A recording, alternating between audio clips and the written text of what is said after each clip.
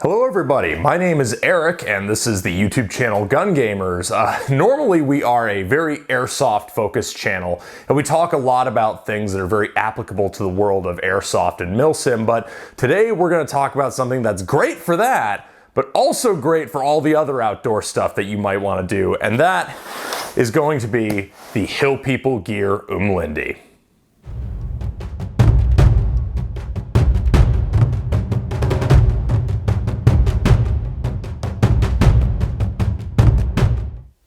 Now, I'm sure you've seen the title. Yes, this is my favorite backpack that I have ever owned.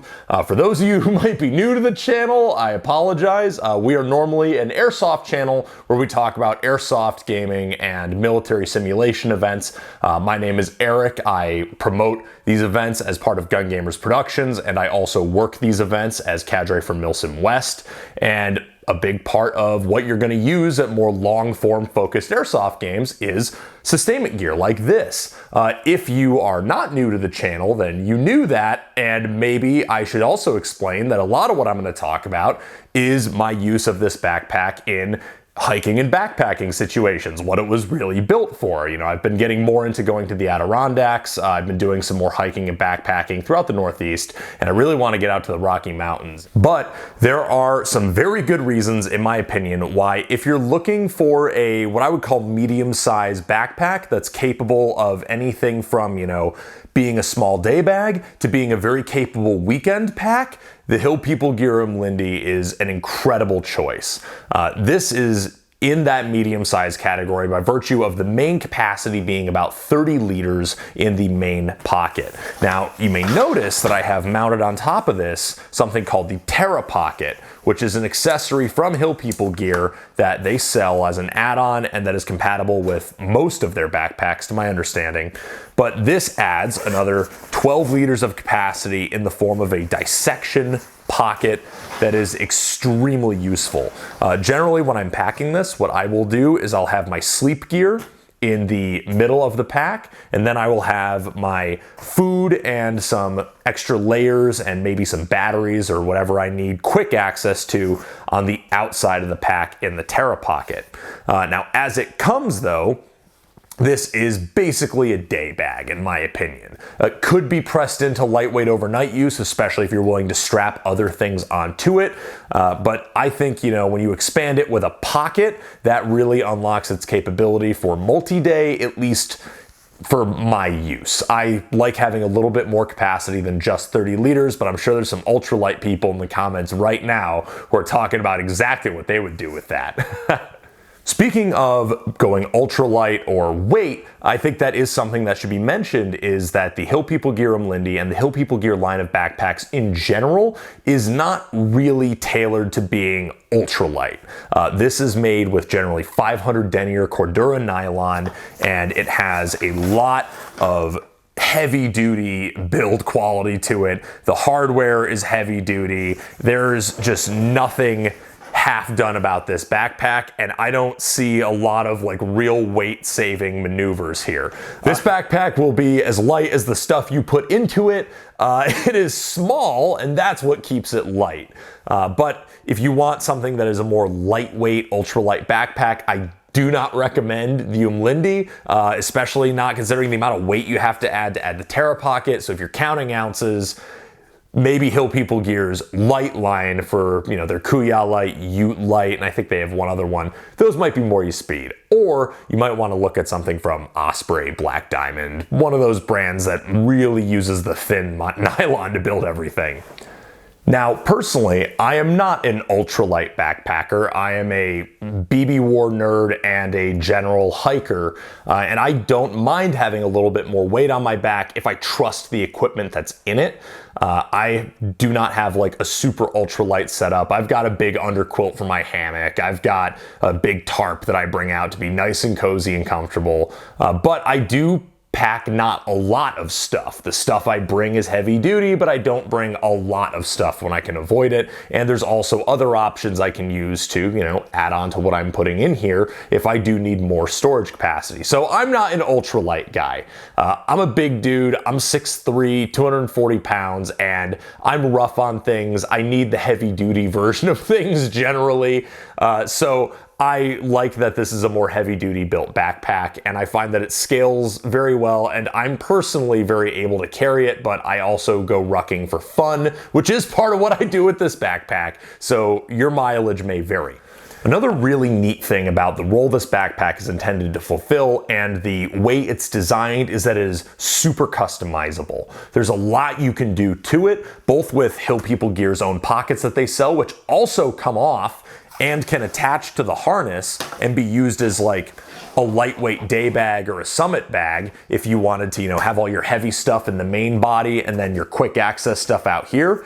Just have your quick access stuff in that pocket. You can take that pocket off and use it as a standalone backpack, leaving the actual body of the Umlindi at your campsite, which is a really neat feature that I don't usually use for a reason I'll go into in a second, but that's one integration option that you have with the Umlindi is the ability to add outer pockets. Hill People Gear sells pockets that are compatible, as do a couple of other brands, so you actually can add on whatever you want to the outside of here and have whatever version of a day bag you might want, or have whatever version of just something to support the capacity inside you might want.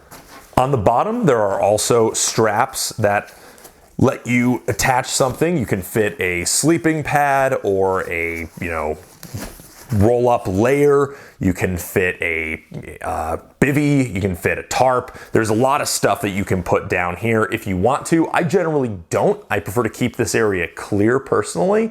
And I find that the capacity of the stuff I've got in and on the bag is fine, but having that is always an option, and if nothing else, you can put your trekking poles down here if you can't find another good spot to put them, for a reason I'll get into in a second. Now, with the compression straps that you have as well, those obviously keep everything, you know, tight to your body and compressed down as much as possible so it's not swinging around, but you can also just put anything you want under these compression straps. So it helps hold on these pockets, it helps keep them tight. The pockets do integrate actually through these tri-glides here, which is a really cool, really clever idea. Or not tri-glides, through these loops, whatever, same difference. But with the compression straps, you can put things under the compression straps as well, and the compression straps also can help to keep your water in place. The outside of this backpack does have a pocket on each side for water bottles, trekking poles, water filters, whatever you would want to put in here. Personally, I like to use the big Nalgene silos if I want some heavy duty, you know, water carriage, or you can use the 1.5 liter smart water bottles. Those are also a much more lightweight solution that I'll use sometimes.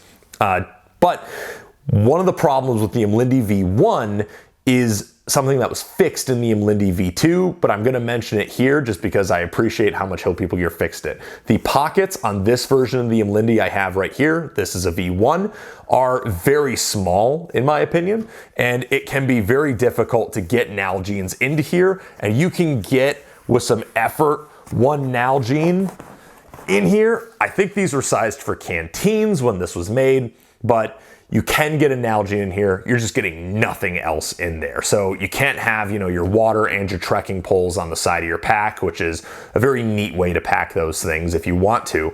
But the V2 of the Umlindi fixed that problem and actually made these much bigger billow pockets. And I actually have a V2 on the way, largely because I want that feature. So thank you very much to Hill People Gear for fixing that. Another integration option that you have, which is also something that is better on the V2, is the top strap right here. On the V1, this is a single top strap, and sometimes I'll put a sleeping pad, a rolled up layer, a tarp, or something like that up top, but generally speaking, you can put whatever you want.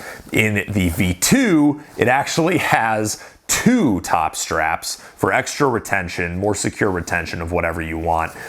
And that also allows you to actually integrate the top harness loops of your Terra Pocket or whatever you put on the outside. And that I think is a much better way to do it. Another reason I have a V2 on the way as we speak.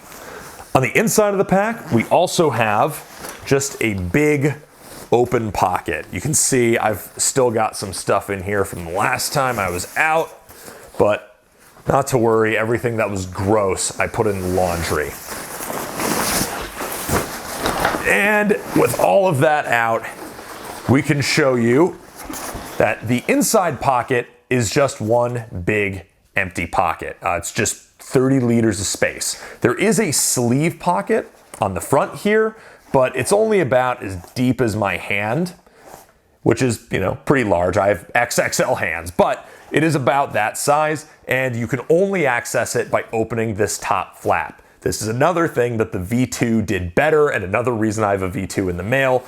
The V2 has a full-length sleeve pocket running the entire front of the backpack, and it has access to that sleeve pocket through a zipper on the top, accessible from the outside. One more note I'm going to make about this backpack, and part of why this backpack carries so well is that it does include a frame sheet. I personally like to run this frame sheet on the inside of the pack, so you can see it actually bent the corners where I did that. But I always find it perfectly comfortable because now it just contours to my body even more. The idea behind this frame sheet is that you have one aluminum stay in the middle, and you can bend that aluminum stay to match the shape of your back so that as this sits in your lumbar, it is just that much more comfortable and well supported. And there is a little bit of padding with some stitched like line work across to ventilate. And that is part of why this backpack is so comfortable, in my opinion. The V2 did change this slightly to where now instead of one aluminum stay in the middle, there's one aluminum stay on either side. I look forward to seeing if that makes a big difference, but personally, I don't even know if that really needed improvement. I think this system works really, really well. But another thing that you can put on the top here, and this does still integrate pretty neatly despite the single strap, but you can also put Hill People Gear's M2016 butt pack on the top, and that acts as a pack brain that also can act as your day bag. One other integration feature of the Umlindi is the ability to mount a hip belt. Conveniently, one of Hill People Gear's hip belts. This can be an expensive system to assemble a la carte, but when you have it all together, it works so well. So this Hill People Gear hip belt goes right into this slot here in the lower portion of the lumbar. And with that hip belt added, you can then also integrate these delta straps that are included with it. And what that allows you to do is have your hip belt both mounted on this area right here, and also you can pull the load into your lumbar by having it integrated on these delta straps here. So if you see, that just tightens the belt into the backpack itself, and it helps pull the load of the Umlindi into your lumbar because this is meant to be carried as a lumbar pack. To explain what that means, essentially, if you have a backpack that's meant to be like high and tight to your body, this is not that. This is a backpack that you adjust the harness until it sits right in the most comfortable curve of your lumbar spine, where your core and your whole body can do its best job of helping to support it. Without a belt, I find that this carries a weekend load extremely comfortably with no belt. With a belt, I find that this carries a weekend load even more comfortably. So really, it's a win-win here. I think that if you keep this relatively light, I would say below 40 pounds or so, this is pretty easy to carry without a belt. If, you know, again, if you're me, maybe I should be more sensitive to different sizes of yours. Let's say 30 pounds. But when you want to load this, you know, with maybe 50 pounds of gear. If you have that much, you're going out for a full weekend. Maybe you've got to strap a huge bear canister to the top like I've had to do before. It is exceptionally comfortable with this belt, to the point that the harness really just distributes the load across your entire shoulder region. If you can see, it has a really nice yoke, and that yoke distributes the load really well, and then this belt supports the whole thing so well with the help of these delta straps that not enough backpacks have, in my opinion. If you are going to be using this for military simulation gaming like I do though, I actually recommend skipping the belt if you're planning to wear this over a plate carrier. The Hill People Gear belts are just too bulky to really fit in a good spot wearing them over a plate carrier. I think if you can figure out a way to pack a version of this with, whatever add-ons or stuff strapped to the outside you want and not have to wear the belt, I think you're doing a great service to the comfort of this pack for carrying it over a plate carrier. If you're using this for the military for work, I'm not familiar with your application enough to comment with authority, but I would imagine carrying this with a plate carrier in that capacity would also be very comfortable without the belt. Now, for something cool that I have done in the Adirondacks, one of my favorite things is to have the belt on this backpack and then have the butt pack as a brain, and then you can take off the butt pack, take off the belt, and now you have a totally self-contained peak system. The butt pack can carry emergency layers, water filter, some food, and a little bit of your basic supplies for taking a summit.